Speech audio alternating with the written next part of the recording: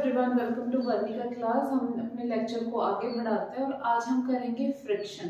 कल हमने क्या किया था? न्यूटन का सेकेंड लॉ, उसकी एप्लीकेशन देखी थी। न्यूटन का थर्ड लॉ, उसकी एप्लीकेशन देखी थी। कंजर्वेशन ऑफ लीनियर मोमेंटम, उसकी एप्लीकेशंस देखी थी। और हमने एक छोटा सा टॉपिक और किया था जिसका नाम क्या था? इम्पल्स था। आज हम पढ़ेंगे फ्रिक्शन। वैसे तो फ्रिक्शन से न्यूमेरिकल पोर्शन बहुत कम आता है, बट हमें इसको पढ़ना इसलिए जरूरी है क्योंकि यहाँ से थियोरेटिकल पोर्शन आता है, थ्योरी पोर्शन आता है, तो इस वजह से हम इस टॉपिक को डिटेल में पढ़ेंगे। फ्रिक्शन से क्या समझते हो आप? अब कुछ बच्चों के दिमाग में आ रहा होगा कि फ्रिक्शन मतलब जिसे हम चल पाते हैं, है ना, ये फ्रिक्शन होता है। ये फ्रिक्शन होता क्यों है, किस वजह से आता है, ये सब हम जानेंगे। फ्रिक्शन नाम से हम ये समझेंगे कि अगर टू सरफेस के बीच का जो इंटरलॉक होता है ना, इंटरलॉक, कि एक सरफेस दूसरे सरफेस में कितना अंदर तक जा पा रहा है, वो इंटरलॉकिंग होता है। उसको क्या कहते हैं हम? उसकी वजह से फ्रिक्शन आता है, इंटरलॉकिंग की वजह से फ्रिक्शन आता है। एक तो ये बात भी ठीक है। फ्रिक्शन नाम से क्या समझे आप? फ्रिक्शन से हो गया दो सरफेस के बीच में कितनी रफनेस है, वो होता है फ्रिक्शन। अब फ्रिक्शन आता क्यों है? उसका एक मेन कारण तो क्या हो गया बच्चा, कि दोनों सरफेस के बीच का इंटरलॉक होता है तो फ्रिक्शन आता है। दूसरा, अगर एक सरफेस के ऊपर दूसरा सरफेस रखा हुआ है, अब जितनी देर वो रखा रहता है इतनी देर में क्या होता है, कुछ इलेक्ट्रॉन क्या हो जाते हैं, शिफ्ट हो जाते हैं। अब इलेक्ट्रॉन जब शिफ्ट होते हैं तो एटॉमिक क्या होता है, अट्रैक्शन होता है इलेक्ट्रॉन और प्रोटॉन के बीच में, उसकी वजह से भी फ्रिक्शन आता है। ये केमिस्ट्री की बात हो गई। तीसरा, अगर किसी बच्चों को ये लगता है कि जितना ज्यादा सरफेस एरिया होगा उतना ज्यादा फ्रिक्शन होगा, तो ऐसा नहीं है। जो फ्रिक्शन होता है वो सरफेस एरिया पे डिपेंड बिल्कुल नहीं करता। वो किस पे डिपेंड करता है? जो तुम्हारा एरिया है उसकी रफनेस कैसी है। जितना ज्यादा रफ होगा उतनी ज्यादा फ्रिक्शन होगी। ये तीन चीज आपको याद रखनी है। फ्रिक्शन होता क्या है बेसिकली बच्चा? It is the opposing force that is set up between the surface of contact with one body slides or roll or tends to do so on the surface of another body। अपनी body है, मैं अगर यहाँ पे चल रही हूं तो नीचे कौन सा सरफेस है, फ्लोर है। तो मेरी बॉडी में जो मेरे फिट है, पैर है, वो किसके साथ कांटेक्ट बना के रखे हुए हैं? फ्लोर के साथ बना के रखे हुए हैं। और मैं ग्राउंड को अपोज कर रही हूँ और ग्राउंड मुझे अपोज कर रहा है। न्यूटन का थर्ड लॉ हो गया ना, मैंने ग्राउंड की फ्लोर पे एक्शन किया और ग्राउंड की फ्लोर ने मुझ पे रिएक्शन किया उल्टा। तो ये क्या होता है? अपोजिंग फोर्स होता है। इसकी कभी कभी ये सपोर्ट करता है। उसका मैंने आपको एग्जांपल भी बताया था कि अगर मैंने मार्कर को मेरे हाथ पे रख दिया और मैं इसको घुमा रही हूँ, इसके मोशन में क्या कर रहा है, ये इसको सपोर्ट भी कर रहा है। बट जो मेन चीज होती है वो, ये तो एक दो केस हो गए जिसमें ये सपोर्ट करता है फ्रिक्शन, किसको? मोशन को, मोशन ऑफ द बॉडी को सपोर्ट करता है। वैसे मोस्टली केसों में क्या होता है, ये क्या करता है? अपोज करता है, अपोजिंग फोर्स होता है। ठीक है, ये तो रहा फ्रिक्शन। फ्रिक्शन किन तीन कारणों की वजह से होता है वो मैंने बता दिया। मेन तो दो होते हैं। एक इंटरलॉकिंग होता है, दो सरफेस के बीच में इंटरलॉकिंग की वजह से फ्रिक्शन आता है। सेकंड क्या बताया? इलेक्ट्रॉन की शिफ्टिंग होती है, इंटरमोलिक्यूलर अट्रैक्शन की वजह से भी आपका फ्रिक्शन आता है। इन दो कारणों की वजह से फ्रिक्शन आता है। फ्रिक्शन सरफेस एरिया पे डिपेंड नहीं करके किस पे डिपेंड करता है? एरिया की रफनेस पे डिपेंड करता है। किस पे डिपेंड करता है बच्चा? एरिया की रफनेस पे डिपेंड करता है। इतना क्लियर हो गया? अब आगे आता है हमारा कि अलग अलग टाइप के फ्रिक्शन होते हैं, जैसे स्टैटिक फ्रिक्शन हो गया, लिमिटिंग फ्रिक्शन हो गया, काइनेमेटिक फ्रिक्शन हो गया, रोलिंग फ्रिक्शन हो गया। इनमें जो डिफरेंस है वो हम एक एग्जांपल से समझेंगे। जैसे हमारे घर में क्या रखा हुआ है? सोफा रखा हुआ है। सोफा हमारे घर में फ्लोर के ऊपर रखा हुआ है। ये सोफा है, ये फ्लोर के ऊपर रखा हुआ है। अब वो सोफा किस पे रखा हुआ? फ्लोर पे रखा हुआ है ना, तो दो सरफेस कांटेक्ट में आ गए, तो जब वो रेस्ट पोजीशन पे रखा हुआ है ना, रेस्ट पोजीशन पे सोफा फ्लोर के ऊपर रखा हुआ है, उस टाइम दोनों सरफेस के बीच में कैसा फ्रिक्शन लग रहा है? स्टैटिक फ्रिक्शन लग रहा है। कौन सा फ्रिक्शन लग रहा है बच्चा? स्टैटिक फ्रिक्शन लग रहा है। अब मुझे क्या करना है? मुझे उस सोफे को शिफ्ट करना है। मुझे उस सोफे को क्या करना है? शिफ्ट करना है। तो पहले ये देखो आप, अब जब तक वो रेस्ट में रखा रहेगा, ये सोफा है और ये क्या है? आपकी फ्लोर है। अब फ्लोर के ऊपर जब ये रखा हुआ है, उस टाइम रखा हुआ है मतलब स्टैटिक फ्रिक्शन। स्टैटिक मतलब रेस्ट, फ्रिक्शन मतलब दो सरफेस आपस में कांटेक्ट में है, इस वजह से फ्रिक्शन लग रहा है। क्योंकि वो रेस्ट में है तो क्या लगा हुआ है आपका? स्टैटिक लगा हुआ है। इतना क्लियर है आपको? इतना क्लियर है? उसके बाद क्या है आपका? उसके बाद क्या है कि जब ये सोफा, मान लो इस सोफे को मुझे मूव कराना है, तो मैं कितने का फोर्स लगाऊंगी? कितने का फोर्स लगाऊंगी? 100 न्यूटन का। कितने का लगाऊंगी मैं? 100 न्यूटन का।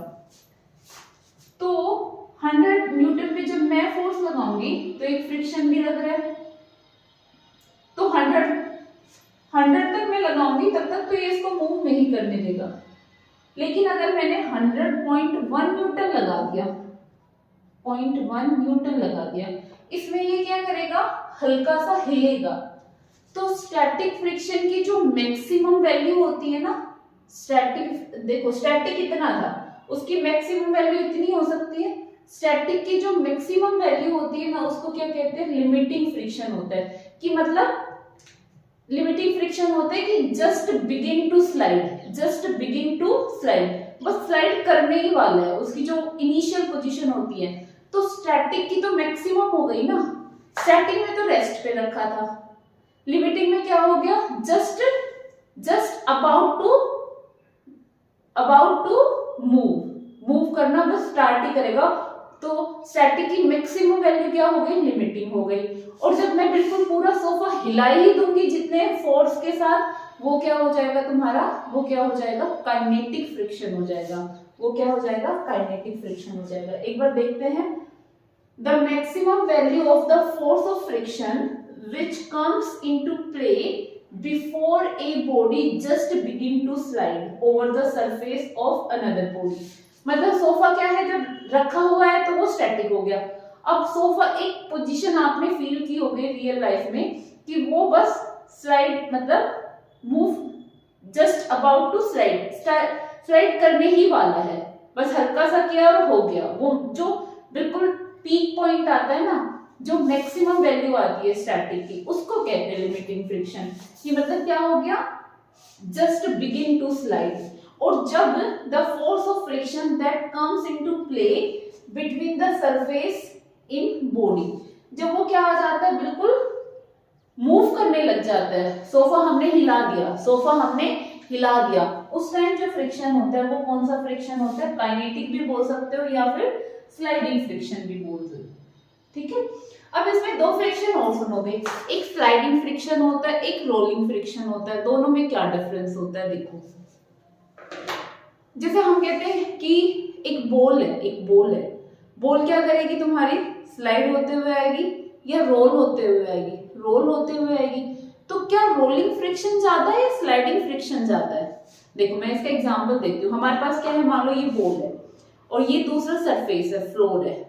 तो जब ये बॉल इस सरफेस पे आएगी तो ये बॉल कैसे आएगी? ऐसे आएगी ना। कैसे आ रही है? ऐसे घूम के आएगी ना, घूम के। तो कुछ देर के लिए तो ये पॉइंट ऑफ कांटेक्ट है, कुछ देर के लिए नेक्स्ट फिंगर, फिर यहाँ पे, ऐसे ऐसे रोल होते हुए आ रही है ना। इसका मतलब क्या है कि जो फोर्स ऑफ कांटेक्ट है ना, कांटेक्ट ऑफ फोर्स है, वो कुछ पल के लिए है, अगले पल दूसरा फोर्स ऑफ कांटेक्ट, तो कॉन्टिन्यूअसली नहीं हो पा रहा है। तो जो, और स्लाइडिंग में क्या है? मान लो ये है और आप स्लाइड कर रहे हो, जैसे हम ही है, हमारी बॉडी जब एक रैंप पे स्लाइड करती है, तो जहां से हमने स्लाइड करनी स्टार्ट की है, मान लो बैठ के की है या वाटर पार्क में कोई झूला है जो लेट के कर रहे हैं, तो जो कांटेक्ट, फोर्स ऑफ कांटेक्ट उसके साथ बन गया ना, वो सीधी ऐसी स्लाइड होती आएगी। जितना एरिया उस पे दूसरे सरफेस पे टच हो रखा है ना, स्लाइड में क्या होता है उतना नीचे तक आता है जो भी फ्रिक्शन होता है। तो स्लाइड का वो क्या हो गया, ज्यादा हो गया, स्लाइड फ्रिक्शन क्या हो गया, ज्यादा हो गया। लेकिन रोलिंग में क्या होता है, कुछ देर के लिए एक पॉइंट ऑफ कांटेक्ट, दूसरे के लिए दूसरा, वो क्या होता रहता है, चेंज होता रहता है। इस वजह से जो तुम्हारा स्लाइडिंग फ्रिक्शन होता है वो ग्रेटर होता है किससे, रोलिंग फ्रिक्शन से। दोनों में मतलब समझ आया। बॉल को आप घुमाओगे, एक जैसे ये सरफेस है, इस पे अगर आप बॉल घुमा के देखोगे तो क्या होता है, बॉल का कुछ हिस्सा अभी टिका हुआ है, फिर ये टिका हुआ है, फिर ये टिका हुआ है, फिर ये टिका हुआ है। और स्लाइडिंग में क्या होता है, सीधा निकल जाता है। जो अभी रखा है इनिशियल पोजीशन पे वही क्या होता है, लास्ट तक होता है। तो स्लाइडिंग फ्रिक्शन आपका ज्यादा होता है comparison to rolling friction. The frictional force developed when a body roll over a surface is called rolling friction। ठीक है, अब बात आती है कि जो फ्रिक्शन होता है वो मोशन को अपोज करता है, रिलेटिव मोशन को अपोज करता है। तो ये आपको माइंड में रखना है, जो हमारा फ्रिक्शन होता है वो रिलेटिव मोशन को क्या करता है, अपोज करता है। अगर हम लिख भी पा रहे हैं ना तो वो भी फ्रिक्शन की वजह से लिख पा रहे हैं। अगर जैसे क्या कोई ऐसा सरफेस है, आप इमेजिन कर सकते हो जहाँ पे फ्रिक्शन ही ना हो, ऐसा कोई भी पार्ट नहीं है, ऐसा कोई भी एरिया नहीं है जहाँ पे फ्रिक्शन नहीं है। अगर हम चल पा रहे हैं वो फ्रिक्शन है, एयर में भी फ्रिक्शन है, वाटर में भी फ्रिक्शन है, हर जगह फ्रिक्शन है। ठीक है, एक जगह ऐसी है जहाँ पे फ्रिक्शन नहीं है, वो है वैक्यूम स्पेस। यहाँ पे आपका फ्रिक्शन नहीं है। उसका रीजन बस एक ही है। आपको अगर इसका बेसिक जानना है ना फ्रिक्शन को, तो आप ऐसे याद रख सकते हो, जहां पे पार्टिकल नहीं है, जहां पे पार्टिकल नहीं है वहां पे फ्रिक्शन नहीं है। अब देखो एयर में फ्रिक्शन क्यों है, क्योंकि एयर में तो बहुत सारे पार्टिकल है। इसका मैं एग्जांपल देती हूँ। अभी अभी हमारे फैन चलने वाले हैं, सर्दियां चली गई मतलब चली जाएंगी, कुछ 15 डेज के बाद या 20 डेज के बाद जब आप फैन ऑन करोगे, वो तो अभी भी करके देख सकते हो। जब हम फैन को स्विच ऑफ कर देते हैं, स्विच ऑफ कर देते हैं तो मैक्सिमम स्पीड पे होता है, हमने बंद कर दिया, लेकिन वो धीरे धीरे धीरे धीरे आके फिर स्टॉप होता है। उसका रीजन क्या होता है कि एयर में जो पार्टिकल होते हैं वो उनपे क्या लगाते हैं, फ्रिक्शन लगाते हैं। क्या लगाते हैं, फ्रिक्शन लगाते हैं। फिर लास्ट में फैन क्या हो जाता है, बिल्कुल स्टॉप हो जाता है। तो आपको सिर्फ फ्रिक्शन के लिए ये बात माइंड में रखनी है कि भाई जैसे कुछ बच्चे रटेंगे कि भाई हवा में होता है, पानी में होता है फ्रिक्शन, ये होता है। आप एक बात याद रखो, जहां पे पार्टिकल वहां पे फ्रिक्शन, जहां पे पार्टिकल नहीं वहां पे फ्रिक्शन नहीं। अब पार्टिकल तो बस एक ही जगह नहीं होते, वो कौन सा एरिया होता है, वैक्यूम होता है। वैक्यूम मतलब जहां पे एयर ही ना हो, जहां पे एयर ही ना हो वहां पे क्या नहीं होते, पार्टिकल नहीं होते। अब जहां पे पार्टिकल नहीं होते वहां पे फ्रिक्शन नहीं होते। बस एक ही ऐसा पार्ट होता है जहां पे तुम्हारे पार्टिकल नहीं होते, वो है वैक्यूम। इसी वजह से वहां पे फ्रिक्शन नहीं होता। बाकी हर जगह अगर हम लिख भी पा रहे हैं ना सॉरी, अगर हम लिख भी पा रहे हैं वो भी हम फ्रिक्शन की वजह से लिख पा रहे हैं। किसकी वजह से लिख पा रहे हैं बच्चा, फ्रिक्शन की वजह से ही लिख पा रहे हैं। अब होता क्या है कि कुछ लोग कहेंगे कि जो कांच होता है ना, कांच ग्लास, वो स्मूथ एरिया है उस पे, लेकिन लिख तो उस पे भी पाते हो। अब उस पे अगर लिख पा रहे हो, किसकी वजह से लिख पा रहे हो, फ्रिक्शन की वजह से लिख पा रहे हो।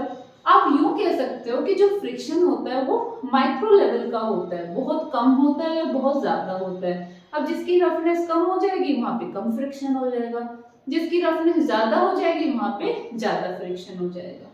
ठीक है, अब इतना ज्यादा फ्रिक्शन होने के कुछ एडवांटेजेस भी होती है और कुछ डिसएडवांटेजेस भी होते हैं। मतलब कुछ अच्छाई भी होती है और कुछ बुराई भी होती है। यहाँ तक आपको समझ आया फ्रिक्शन क्या होता है, एक अपोजिंग फोर्स होता है। लेकिन अपोजिंग फोर्स में आप ये भी बोल सकते हो कि ये एक रिलेटिव मोशन को अपोज करता है। मोशन को अपोज करना कुछ हद तक ठीक है, लेकिन अगर आप एक्यूरेट बोलना चाहो तो आप ये बोलोगे कि किसको अपोज करता है बच्चा, रिलेटिव मोशन को अपोज करता है। किसको अपोज करता है, रिलेटिव मोशन को अपोज करता है। इतना समझ आया। हर जगह फ्रिक्शन है, एयर जो हमारे लॉ ऑफ फ्रिक्शन है वो क्या कहते हैं कि किस पे डिपेंड करता है, ये नेचर ऑफ टू सरफेस। जो दो सरफेस कांटेक्ट में है ना, जो दो सरफेस कांटेक्ट में है उसका नेचर क्या है, स्मूथ है या रफ है, उस पर तो डिपेंड करता है। बट इंडिपेंडेंट किससे होता है, उसको कुछ नहीं लेना कि सरफेस एरिया बड़ा है। जैसे अगर मैंने मार्कर इस पे रखा तो इसको कोई मतलब नहीं है कि हाथ कितना बड़ा है, ठीक है। सरफेस एरिया से उसको कुछ नहीं लेना, बस उसको क्या लेना है, स्मूथनेस और रफनेस से लेना है। तो इस पे डिपेंड करेगा, इस पे इंडिपेंडेंट होगा। जो फोर्स ऑफ फ्रिक्शन होता है डायरेक्टली प्रोपोर्शनल किसके होता है, नॉर्मल रिएक्शन के। ये आर किसको बताता है बच्चा, नॉर्मल रिएक्शन की क्या होती है मैं अभी बताऊंगी। जब डायरेक्टली का साइन हटाएंगे तो एक कांस्टेंट आता है जिसको क्या कहते हैं हम, म्यू कहते हैं। म्यू क्या होता है आपका, कोफिशिएंट ऑफ फ्रिक्शन होता है, जो कि किसके इक्वल होता है, टेंजेंट अल्फा के। अल्फा क्या होता है बेटा जी आपका, अल्फा क्या होता है आपका, एंगल ऑफ फ्रिक्शन होता है। अब यहाँ पे बात आती है कि नॉर्मल रिएक्शन क्या होता है। अगर मैं आपके सामने स्टैटिक पोजीशन में खड़ी हुई हूँ तो मतलब मेरा एक वेट डाउनवर्ड डायरेक्शन में लग रहा है, जो क्या होता है, mg होता है। क्या होता है बच्चा, mg होता है। लेकिन अगर नीचे एक फोर्स लग रहा है तो मेरी बॉडी अगर बैलेंसिंग है, बैलेंस है, तो ऊपर भी तो एक फोर्स लग रहा है, ऊपर भी तो लगा हुआ है। ऊपर कौन सा लगता है, नॉर्मल रिएक्शन लगती है, जिसको किससे डिनोट करते हैं बेटा जी, आर से डिनोट करते हैं। जब नॉर्मल रिएक्शन किसके इक्वल हो जाती है, वेट के इक्वल हो जाती है, मतलब आर mg के इक्वल हो जाता है, तो कोई भी बॉडी स्टैटिक पोजीशन में रहती है, रेस्ट पोजीशन में, मतलब मैं खड़ी हूँ, क्योंकि आर किसके इक्वल है, mg के इक्वल है। तो ये जो r है वो क्या है, आपकी नॉर्मल रिएक्शन है। क्या है बेटा जी, नॉर्मल रिएक्शन है, ठीक है। अब आगे हम क्या करेंगे, इसके एडवांटेजेस और डिसएडवांटेजेस, ठीक है।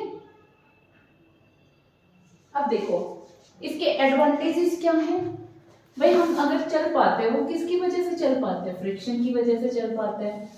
रस्सी देखी है आपने, रस्सी देखी है ना, रस्सी में जो उनके रेसे होते हैं वो आपस में कितने टाइटली होते हैं, वो जल्दी से नहीं खुलते, बिल्कुल ऐसे ऐसे करके ऐसे होते हैं, है ना।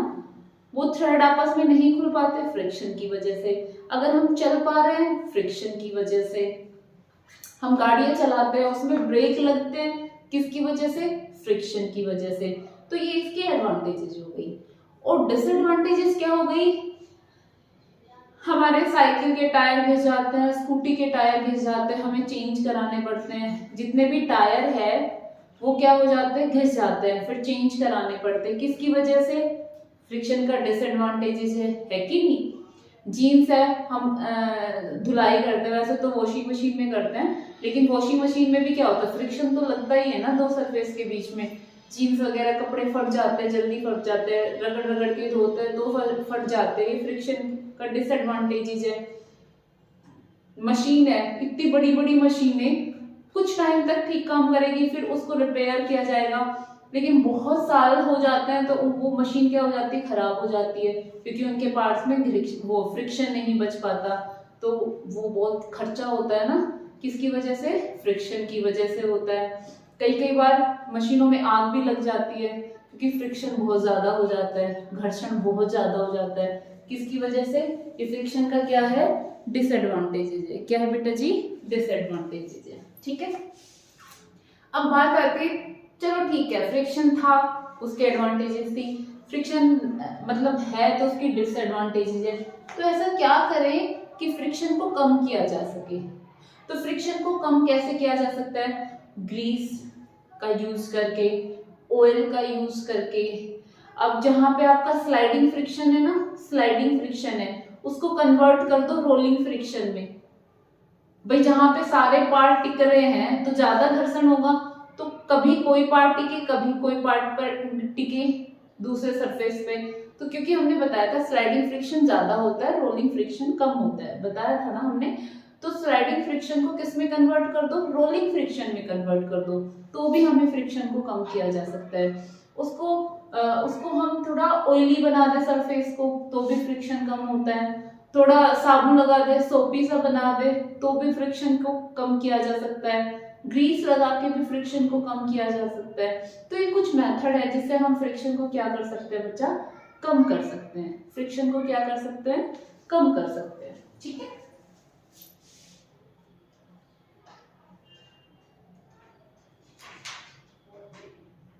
पाउडर को यूज करके, ठीक है। अब हमारे कुछ क्वेश्चंस आते हैं, तो हम वो क्वेश्चन करेंगे जो कि प्रीवियस ईयर में आया हुआ है। हमने न्यूटन का सेकंड लॉ पढ़ा है ना, उसमें एक क्वेश्चन आया हुआ है, Newton law of motion do not hold, Newton law of motion do not hold good for object. किसके लिए वो सही नहीं रहता? न्यूटन लॉ ऑफ मोशन किन ऑब्जेक्ट्स के लिए अच्छा नहीं होता? किसको? जो रेस्ट पे होते हैं उनके लिए, सेकंड जो हाई वेलोसिटी से मूव करते हैं उनके लिए, जो स्लोली मूव करते हैं उनके लिए, या फिर those object whose velocity is comparable to velocity of light, velocity of light। जिन ऑब्जेक्ट की वेलोसिटी स्पीड ऑफ लाइट के इक्वल होती है ना, उनके लिए न्यूटन के लॉ होल्ड नहीं होते, क्योंकि वहां पे कौन सी फिजिक्स आती है, कौन सी फिजिक्स आती है वहां पे? रियलिस्टिक फिजिक्स आती है, जो कि किसने दी थी? यहाँ पे किसकी बात करते हैं? वो थ्योरी ऑफ रिलेटिविटी की बात करते हैं। और ये फिजिक्स किसने दी थी? आइंस्टाइन सर ने दी थी। किसने दी थी? आइंस्टाइन सर ने दी थी। तो न्यूटन के लॉ किन के लिए फॉलो नहीं होते? ठीक नहीं, sorry, hold good for object, जो ऑब्जेक्ट की speed of light velocity of light के कंपैरिजन में, जैसे एक ये ऑब्जेक्ट है, ये किस वेलोसिटी से ट्रैवल कर रहा है? स्पीड ऑफ लाइट की वेलोसिटी से ट्रैवल कर रहा है। स्पीड, जिसकी स्पीड क्या है? स्पीड ऑफ लाइट जितनी है, मतलब 3 × 10⁸, इतनी ज्यादा कोई ऑब्जेक्ट की स्पीड है, उनके लिए न्यूटन के लॉ नहीं होते हैं। ठीक है, वहां पे अलग फिजिक्स आ जाती है जो कि रियलिस्टिक फिजिक्स होती है हमारी। ठीक है, जो किसकी फिजिक्स है? आइंस्टाइन सर की फिजिक्स है। ये आपका प्रीवियस ईयर में आया हुआ क्वेश्चन है। नेक्स्ट आप न्यूमेरिकल लिखोगे, जो हमने टॉपिक पढ़ा है उसी से ही होगा, बाहर से नहीं होगा। A bullet of mass 0.04 kg, a bullet of mass, a bullet of mass 0.04 kg moving with a speed of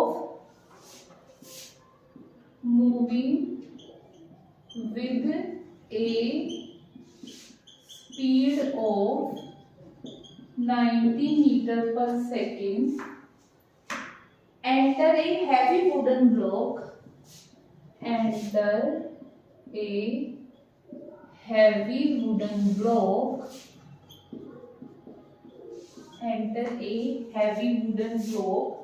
and is stopped after a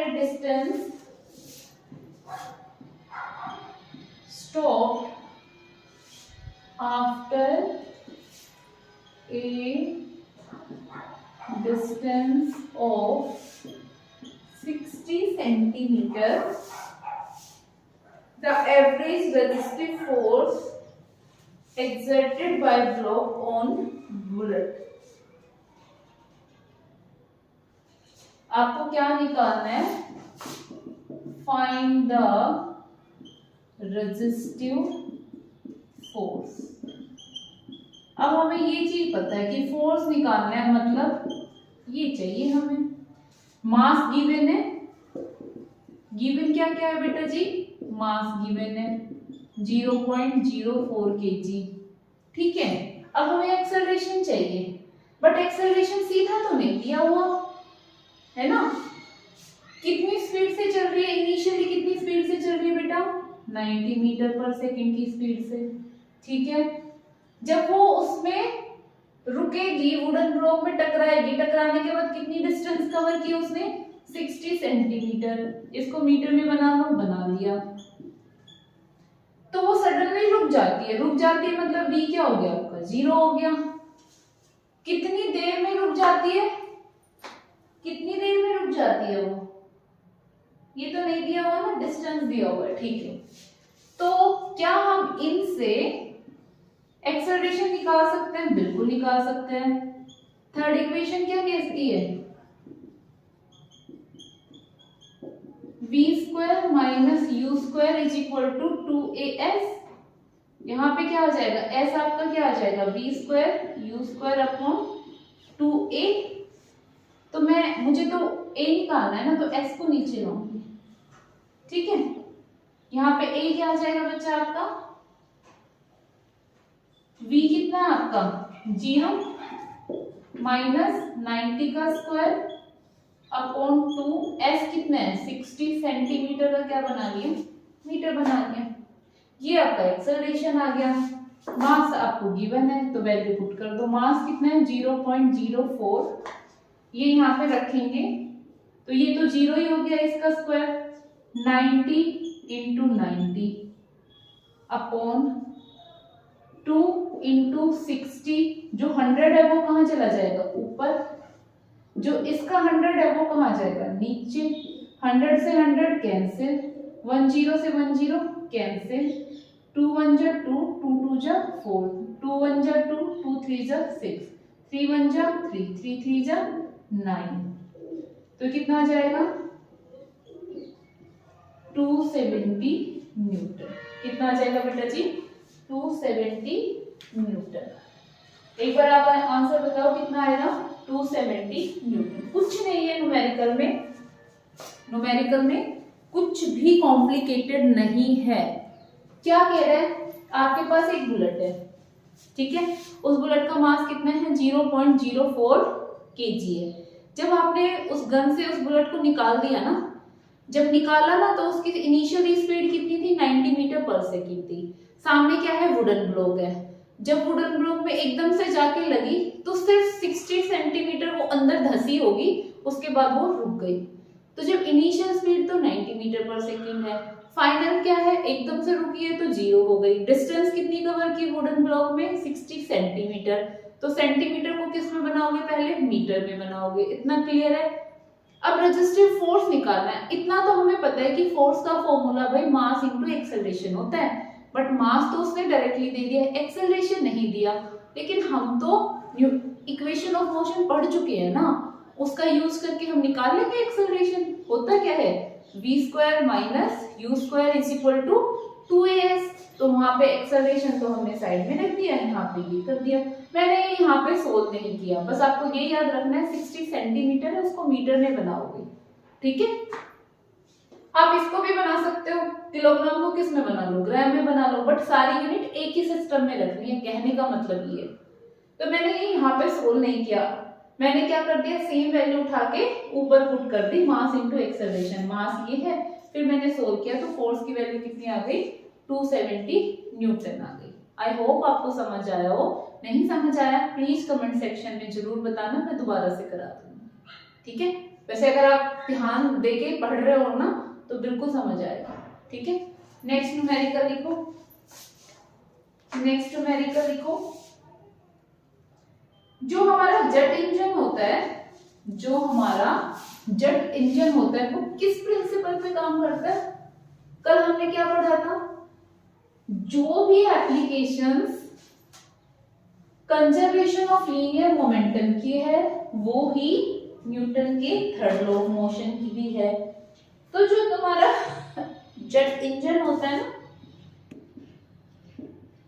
jet engine होता है वो किस प्रिंसिपल पे काम करता है, conservation of linear momentum, conservation of linear momentum पे काम करता है जेट इंजन का प्रिंसिपल। ठीक है, हम एक दो न्यूमेरिकल और करेंगे। लिखो, a constant retarding force of 50 Newton, a constant retarding